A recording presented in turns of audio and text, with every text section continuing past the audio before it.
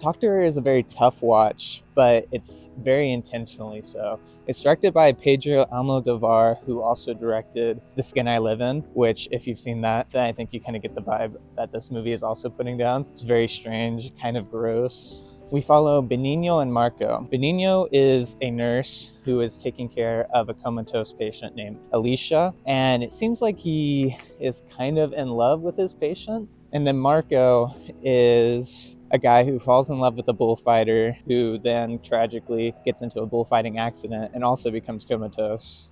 Benigno had obsessively stalked Alicia before becoming her nurse. And then, of course, when she did fall into a coma, he weaseled his way into becoming her primary caregiver, basically.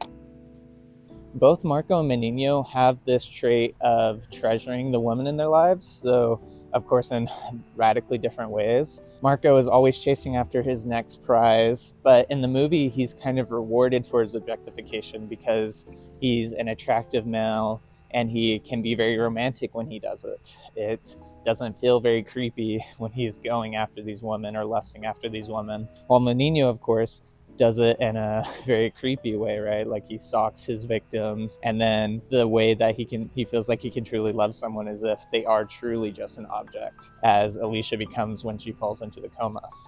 It's interesting because the movie is obviously trying to say something about the way women are treated in society, but it also wants you to feel empathetic for the men who are also kind of perpetrating this reality for many of the women.